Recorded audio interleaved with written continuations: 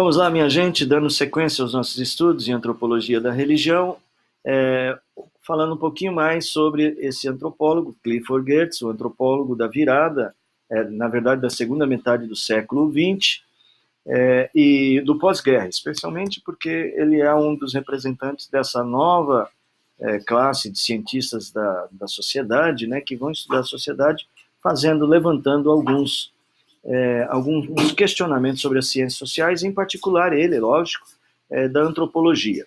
O Clifford Geertz é um dos antropólogos mais conhecidos no nosso período, muito importante para nós que estudamos a religião, né? Um dos seus livros mais importantes é O Estudo Antropológico das Culturas. Tem um capítulo lá sobre religião, que é um capítulo para nós importante, nós vamos ainda estudar, e se possível nós vamos ver um pouco do seu trabalho lá em Bali, quando ele estudou a briga de galos, que é muito interessante. Mas antes disso, vamos falar um pouquinho da sua antropologia, de alguns conceitos fundamentais que ele trabalha na sua antropologia. Esta frase, eu gosto bastante dessa frase, do Geertz. O ser humano é um animal amarrado em teias de significado que ele mesmo teceu. Assumo, diz o Geertz, a cultura como sendo essas teias e a sua análise, portanto, não como uma ciência experimental em busca de leis, mas como uma ciência interpretativa à procura de significado. Ora, o que ele está fazendo? Uma crítica. Ele está dizendo o seguinte, olha, o estruturalismo e o modo como a antropologia, antes da guerra, estudava as sociedades e a cultura, era uma tentativa de impor, por exemplo, as escolas, as teorias, impor as teorias sobre o contexto do objeto estudado. Então está dizendo assim, às vezes a gente está tentando encontrar leis, estou querendo encontrar as leis estruturais em tal objeto. E, na verdade, o trabalho do antropólogo não é tentar encontrar suas próprias leis, ou as leis da sua teoria no objeto estudado, mas tentar entender os significados. Por isso, essa antropologia que ele defende, a gente conhece como simbólico-interpretativa. E esses dois nomes precisam de uma explicação, porque, na verdade, para alguns, a ideia é mais simbólica que interpretativa, e para outros é mais interpretativa que simbólica. Uma maneira de entender isso, acho que essa frase pode ajudar. Simbólico ou interpretativo. Para alguns autores, a ideia do trabalho antropológico é apreciar os símbolos com que as culturas se manifestam, as comunicações, e identificar os conceitos subjacentes aos mesmos. Eu vi um altar num determinado lugar, numa tribo, e ele estava no meio do arraial, então ele significa uma centralidade, ou seja, admirar o símbolo, como aquele símbolo é construído, mas entender o que está por detrás dele, né? Para outros, o trabalho antropológico é interpretar esses símbolos, qual é a comunicação, o que ele diz, o que é que ele influencia, como ele constrói aquela civilização, aquele grupo social, aquela cultura. No fundo, essa escola de pensamento, ela assume que está, na verdade, fazendo uma releitura das escolas antigas que eles julgavam muito materialistas e muito estruturalistas, ou seja, essa ideia de controlar o objeto por meio da sua teoria, né? Então, eles são contra isso e eles vão sugerir, então, digamos, uma submissão do antropólogo no estudo do símbolo, digamos, uma ideia menos impositiva, mas mais de observação e de interpretação. É quase uma escola. Essa escola é muito influenciada pela hermenêutica, e o Clifford Geertz, ele mesmo declara que o Paul Ricoeur, o hermeneuta, ele é uma das grandes influências sobre a sua obra. Bom, o sistema simbólico. As culturas, elas se manifestam e elas constroem toda uma maneira, né? Essa teia de significado que elas constroem forma um sistema simbólico, um sistema de interpretação.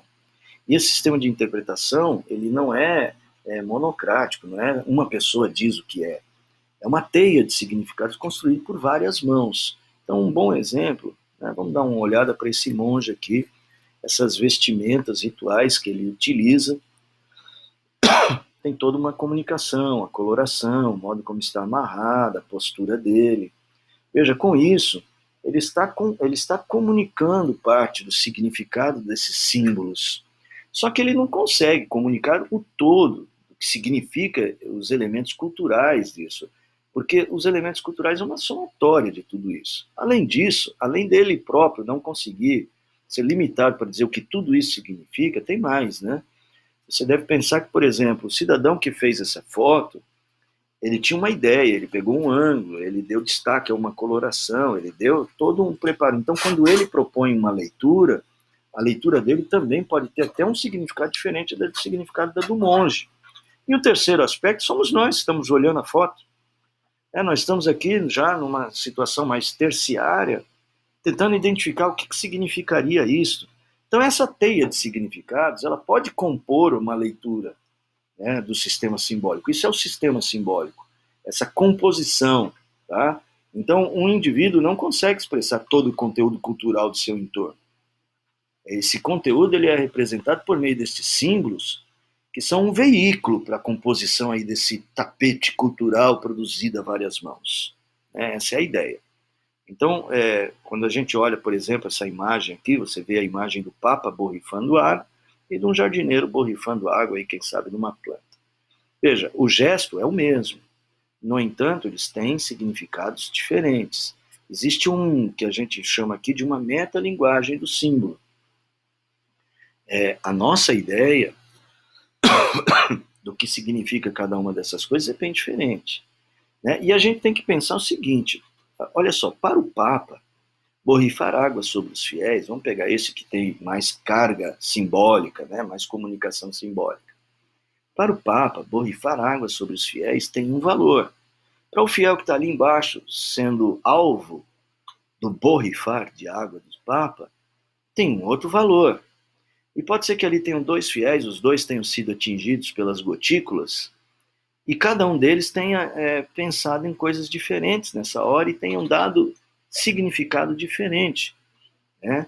Há uma metalinguagem, metalinguagem de purificação, a metalinguagem de estímulo. Então, talvez um deles estava meio cabisbaixo, alguma doença na família, preocupado com alguma coisa, e de repente aquela água veio e dá um alívio. Olha, fui benzido pelo Papa. Isso pode dar um novo ânimo. Veja, ele está fazendo uma leitura diferente daquele símbolo. Outra coisa somos nós, observadores distantes. Se eu tiver que escrever um livro ali sobre o borrifar de água do Papa, da água benta do Papa, talvez eu nem chegasse nem perto do significado do que é isso para o Papa ou para aquele fiel. O ideal seria o quê? Como antropólogo, você deveria ir até o local, conversar com o Papa sobre o que significa aquilo para ele, ler dentro dos escritos daquele grupo social, o que eles dizem na teologia, na tradição daquele grupo, o que eles ensinam sobre o que significa, então uma palavra oficial do grupo, e ir lá para os fiéis e falar o que você sentiu, o que isso significa para você. O construto dessas opiniões e a repetição de opiniões vai dar ao antropólogo uma leitura do que aquele símbolo significa e como ele se comunica.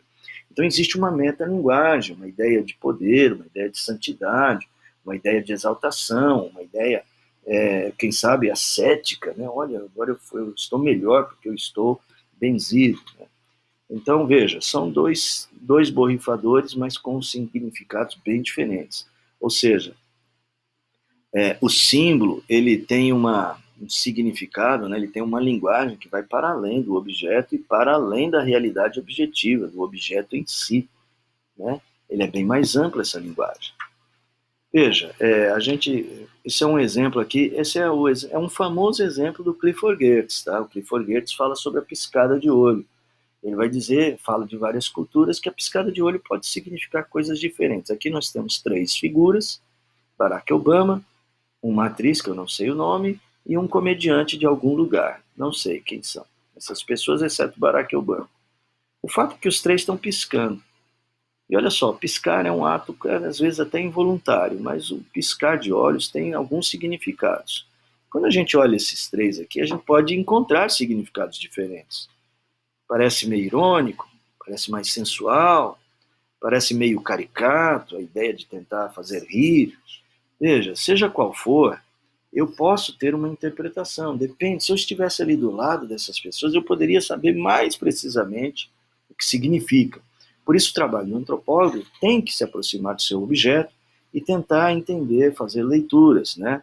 É claro que nós vamos ter Percebemos intenções diferentes, significados diferentes num gestual objetivo.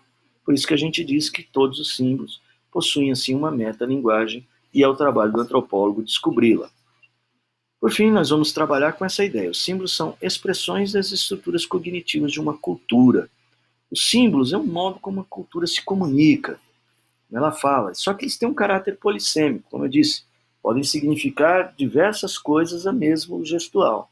Então, para uma análise adequada de sua conexão cultural, é necessário encontrar o ponto de razão entre os diversos modos de se conectar com o simbolizado. Tá, eu tenho que ir lá, ver como é que o Papa se conecta com a água benta, como é que o estudante de teologia se conecta com ela, como é que o fiel que está sendo borrifado se conecta com aquilo, e tentar encontrar entre eles uma razão, um ponto comum entre eles, né, para dizer assim, olha, esse símbolo tem como principal comunicação tal fator, já que a maior parte do contexto cultural identifica isso. E as suas variáveis, obviamente. Neste caso, as diversas abordagens individuais podem representar lados da realidade, né? E aí eu volto àquele exemplo do elefante. Você está vendo um elefante de diversas partes e nenhuma delas pode dizer o elefante exatamente como é. Por fim, olhando então, essa linguagem do símbolo tem muito a ver com o grupo social onde você está, com a coletividade cultural. Veja, aqui eu vou usar o exemplo de coberturas de cabeça, chapéus. Só que você vê ali um quipá judaico, você vê um chapéu coco do nordestino, né, do homem do sertão. Os dois são, objetivamente, coberturas de cabeça. No entanto, eles carregam significados culturais bem distintos, né? Veja, quando você olha para esse rapaz aí com o quipá judaico, ele não foi para lá para a sinagoga com o quipá judaico, porque ele simplesmente, desculpa o trocadilho, deu na cabeça dele. Não, ele foi para lá porque existe uma linguagem que o próprio grupo social dele, a coletividade, dá a ele uma interpretação. Ó, isso aqui é importante no uso dessa cerimônia religiosa. A mesma coisa o chapéu. Esse senhor aí, o chapéu deve ter sido um hábito do pai dele, do avô dele, do filho dele, então eles lá usam isso como uma marca. A leitura do símbolo, então, ela é mediada pela própria cultura do entorno. O entorno diz para nós o que aquele símbolo significa. Só que nós, quando recebemos esse símbolo, quando recebemos essa proposta de leitura, nós também a ressignificamos. Nós também temos, vamos dar um peso diferente. Talvez o rapaz do quipá da frente, rapaz da frente com quipá, pense sobre o quipá de uma maneira diferente do rapaz da última fileira. E assim vice-versa. Então a gente precisa saber que este símbolo, ele tem essa leitura, ela é mediada, né? E não é um elemento da subjetividade, senão de um processo coletivo, tá? O processo de uma natureza, ele tem uma ordem social, essa leitura. Uma coisa importante a mais a dizer sobre isso é que nem sempre o grupo social tem consciência do significado simbólico. Às vezes você tem consciência e às vezes não, né? Então eu pego aqui o gestual aí, no caso do grande Martin Luther King, e ele está ali cumprimentando a multidão, e esse gesto pode ser interpretado pela multidão como um gesto de afago, um gesto de compromisso, e a gente não sabe exatamente, mas talvez o Martin Luther King nem estivesse pensando nisso, né? Isso pode ter gerado depois, mas ele chega e fala assim, não, eu estou só cumprimentando meu tio que está ali na plateia, e você acha que ele está cumprimentando a multidão. Então veja, a intencionalidade e a consciência do discurso simbólico pode ser ativa e às vezes passiva. Há elementos de cognição bem propositivos, mas há também comunicações inconscientes, né, de quem profere e de quem recebe o discurso simbólico, em qualquer que seja o modo discursivo empregado. Pode ser a linguagem falada, ou pode ser o gestual apenas, ou somente a roupa, né? Então veja, eu estou de camiseta, podia estar de terno.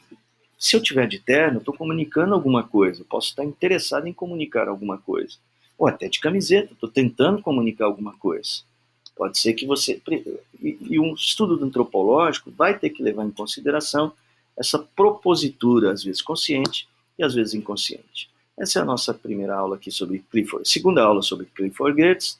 Nós continuamos falando um pouquinho mais da obra dele em si na próxima aula. Muito obrigado, até logo.